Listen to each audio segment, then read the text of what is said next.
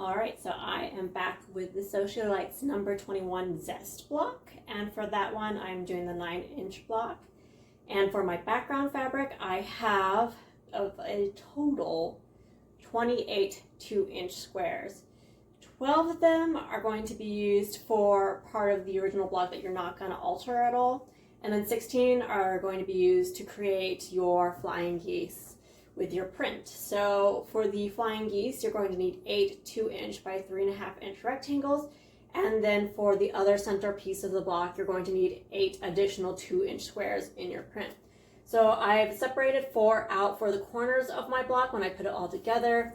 I've already drawn a line right here across 16 of my squares, and those are going to be matched up with your flying geese. And that's what we're going to be working on first before we lay down everything else in place and then start sewing seams together. So for this one, we're going to start by laying out my rectangles of my print.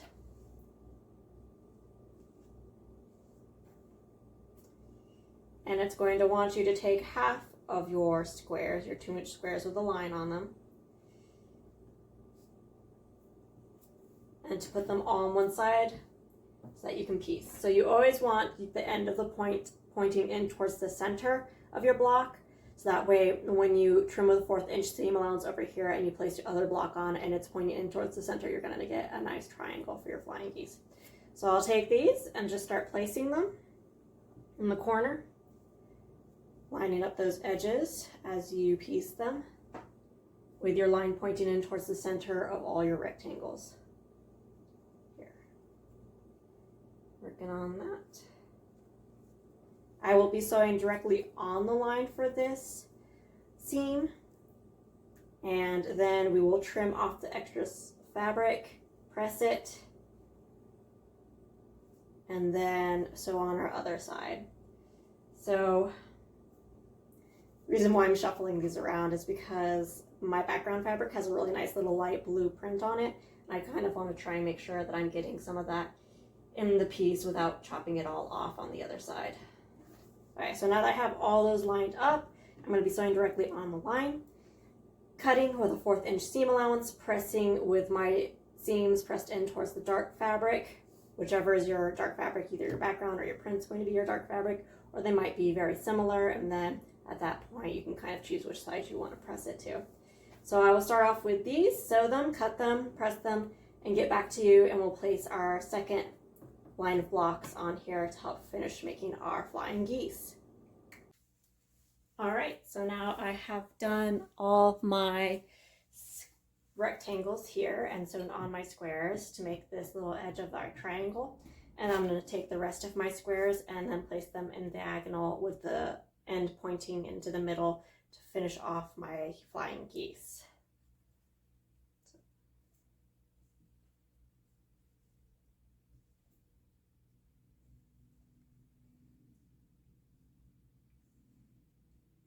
Once again, I'll be sewing on the line, trimming a 1/4-inch seam allowance.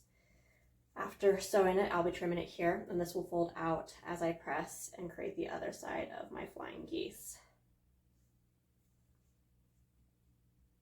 And once we have those done, then we will move on to piecing two of the flying geese together, and then we can start assembling the block itself. Okay, so as you can see, I've got them all lined up. All of my pieces have a straight line drawn from edge to edge. The edge, the point of this edge is in the middle to meet up to make a nice triangle for my flying geese. So I will sew on those, I will cut, I will press, and I will come back to you guys. All right, so now I have finished my flying geese. They're all pressed. So for one of the sides, I pressed in towards the dark side, and just to make it lie flatter, I did press it outwards. Hopefully it won't show too much in the block itself. So then what we're going to do now is we're going to pair these up and sew them side to side together, like this. And then we can start laying out our blocks. So I will do it with a 1/4-inch seam allowance here, here, and here, and then press it, probably pressing those seams open, just so they lay a little flat, and I will get back to you guys on that. All right, so I am back with my 2 sets of flying geese. So there's 4 total, and they're in 2 sets of flying geese each. So now that those are done, we can actually start laying out the block itself. So we've got our 8 2-inch squares of our print, 8 2-inch squares of our background, and then another 4 for the corners. So what I like to do first is kind of just lay these with your arrows pointing out on all sides, like this first, just to get the general gist. And then these are going to be our corner pieces of our background fabric. Lay those out too here. And then what we have to do is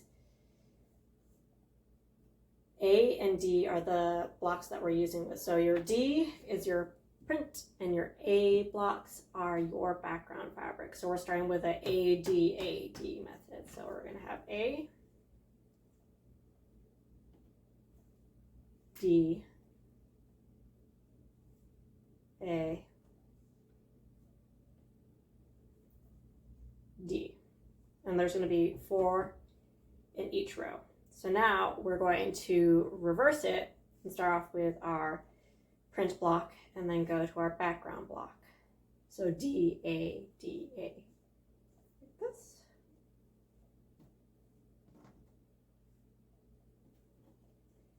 And then pop these down like this.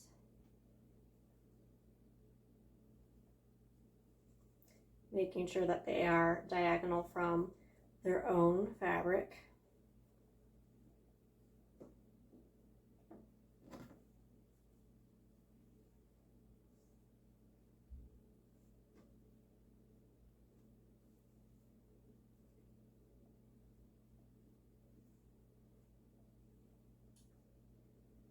So that's the basic gist of how this whole entire block is going to get laid out.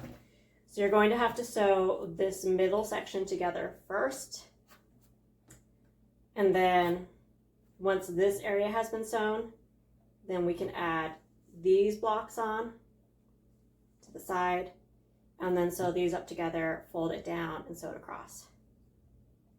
So what I'm going to do is get this whole entire area sewn together, pressing towards your seams, making sure they press in towards your dark fabrics, and that way, since they are kind of diagonal from each other, that means your seams should line up nicely to create a nice little grid once you're done sewing all of those.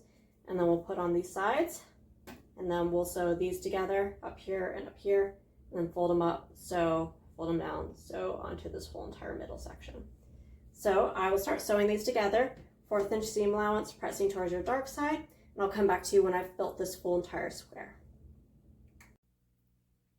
All right, so I am back, and I have finished doing the checker block in the middle, as you can see. So I pressed all my seams towards my dark fabrics, and then once I sewed those rows together, I pressed the seams open, just so it lays a little flatter. So now that that is done, we can now put these 2 side pieces onto our checker blocks, and this will allow us to then have the correct area to press this. So since I have these pressed out towards my white blocks, I'll be pressing in towards my checker block here, so I get some nice tight seams here when I sew them. Make sure you set aside at least probably 2 hours to do this block, because I also had to clean my machine really quick because it was having an issue with the bobbin case sitting correctly. So any little, hiccups or anything, this block it's not hard, it's just time consuming. So what I'm going to do now is take these 2, fold them in over here, 1/4 inch seam allowance, sew them on both sides, press them out towards my triangles here, and then that way I can do a nice sandwich when I have these put down and sewn across. So I will come back to you once I have sewn these 2 pieces onto my checker box. All right, so I have sewn on my 2 sides, and now as you can see, it evenly lines up with my other last 2 pieces. So I have ironed them in towards my checkered box, and then my top pieces are ironed out towards the full background block. So that way, when I fold this down, I can meet these seams right here all nice and evenly. And you can also try and eyeball this middle one here too, just to make sure that it's not too far off and it's meeting here. So what I'm going to do is I'm going to pin these, make sure that my seams are lining up and be nice and cozy together. So with a 1/4 inch seam allowance, press it open, and then also at the bottom, fold it up. So with a 1/4 inch seam allowance, pinning where I need to make sure my points line up nicely, and that will be the end of the block tutorial. All right, so this is the finished Zest block, which is number 21 for the Sewcialites. As you can see, there's a few areas right here where they didn't add up so nice on my points and things. But for the most part, it's a really cute block. Just make sure you set enough time aside because you're going to be building all of this checker block first before you're adding on everything else, your finished flying geese and everything. And as you can see for the back, it is pretty busy with the pressing. So for the checker blocks, I press them from into your dark fabrics for the rows. And then for this part here and here, I press them open just so that it lies a little flat. And then also here when I added on the flying geese, I pressed those open. And then the ones that were on the side that I added to the checker box first, I did press it inward so I could try and get some really nice points here and here and here and here on the other side. So that is the finished 9-inch block for you for the Sewcialites. Hopefully this tutorial was easy to follow and helpful, and if it was helpful, please like and subscribe so that way I can bring more content to you guys. I will be hopefully doing maybe a video of doing a Missouri block quilt pattern with some things that I've been stashing for a while in the future. So I'm looking forward to kind of going through that project with you guys. But until then, pretty much almost every week I will have these blocks updated by the end of the weekend, hopefully. So as always, happy crafting.